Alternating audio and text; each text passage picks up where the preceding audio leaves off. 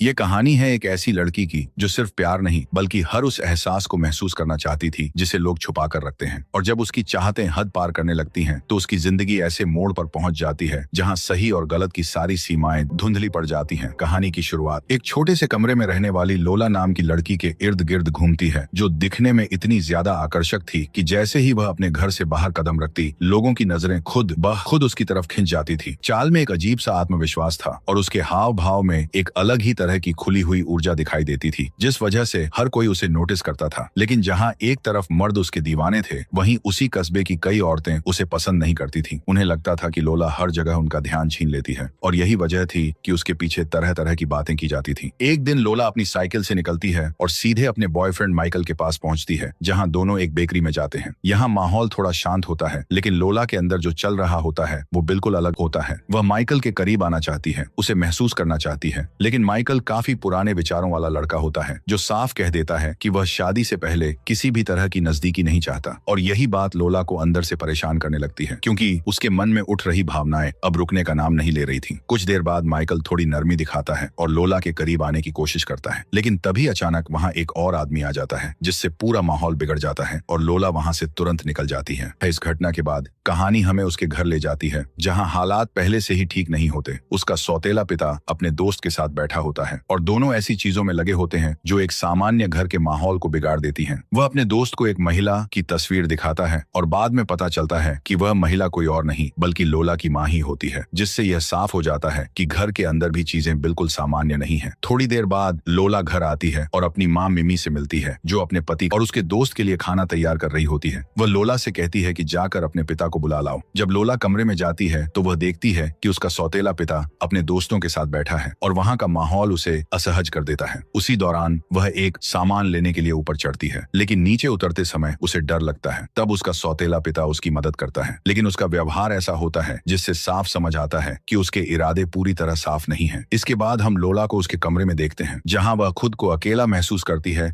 और अपने अंदर चल रही बेचैनी को महसूस कर रही होती है। वह खुद को समझने की कोशिश कर रही होती है कि आखिर उसके अंदर क्या चल रहा है। समय बीतता है, लेकिन एक दिन वह अपने घर में कुछ ऐसा देख लेती है जो उसके मन को ज्यादा उलझा देता है। वह अपने माता पिता के रिश्ते को एक अलग नजर से देखती है और उसे महसूस होता है कि घर के अंदर की सीमाएं पहले से ही धुंधली हैं और यही चीज उसके अंदर की जिज्ञासा को और बढ़ा देती है। अब वह खुद भी इन सब चीजों को समझना चाहती है, इसलिए वह सीधे माइकल के पास जाती है और उसे लेकर एक जंगल में चली जाती है, जहाँ कई और कपल्स भी मौजूद होते हैं जो अपने अपने रिश्तों में खोए हुए होते हैं। वहाँ का माहौल लोला को और ज्यादा प्रभावित करता है और वह माइकल के करीब जाने की कोशिश करती है, लेकिन माइकल फिर वही जवाब देता है कि वह सब कुछ शादी के बाद ही करेगा। यह सुनकर लोला गुस्से में आ जाती है और उसे थप्पड़ मारकर वहां से निकल जाती है। हालांकि माइकल उसके पीछे आता है और उसे मनाता है और कहता है कि बस कुछ ही दिनों की बात है और शादी के बाद सब कुछ ठीक हो जाएगा और फिर वह जो चाहे कर पाएंगे। यह सुनकर लोला किसी तरह खुद को संभालती है और मान जाती है। इसके बाद दोनों बाइक पर वहां से निकलते हैं, लेकिन रास्ते में बाइक खराब हो जाती है। माइकल उसे ठीक करने लगता है और इसी दौरान उसके हाथ में चोट लग जाती है, जिससे खून निकलने लगता है। लोला तुरंत उसकी मदद करती है और उसका ख्याल रखती है। इसके बाद दोनों आगे बढ़ते हैं, लेकिन तभी अचानक बारिश शुरू हो जाती है और लोला पूरी तरह भीग जाती है। यह पल उसके अंदर चल रही भावनाओं को गहरा कर देता है, क्योंकि अब वह हर छोटी चीज को ज्यादा तीव्रता से महसूस करने लगी है। इसके बाद वह एक कपड़ों की दुकान पर रुकती है और अंदर जाकर कपड़े बदलने लगती है। वहाँ एक महिला उसकी मदद करती है। जब वह ट्रायल कर रही होती है, तभी उसे पास के कमरे से आवाजें सुनाई देती हैं और वह उत्सुकता में जाकर झांकती है, जहाँ वह एक जोड़े को बहुत करीब और निजी पल में देखती है। यह दृश्य उसके अंदर की इच्छा को और तेज कर देता है और वह सोचने लगती है कि कब वह खुद भी ऐसा अनुभव कर पाएगी। इसके बाद तेज बारिश में भीगते हुए वह घर पहुंचती है, जहां उसका सौतेला पिता उसे उस हालत में देखता है और उसके पास आने की कोशिश करता है, लेकिन उसका व्यवहार फिर से असहज होता है। तभी उसकी माँ आ जाती है और दोनों को देखकर गुस्सा हो जाती है और अपने पति से झगड़ने लगती है, क्योंकि उसे शक हो जाता है कि कुछ गलत हो रहा है। कहानी आगे बढ़ती है और कुछ समय बाद लोला और माइकल की शादी का दिन आ जाता है। चारों तरफ खुशी का माहौल होता है, लेकिन इसी बीच लोला अचानक वहां से निकलकर अपने घर के अंदर चली जाती है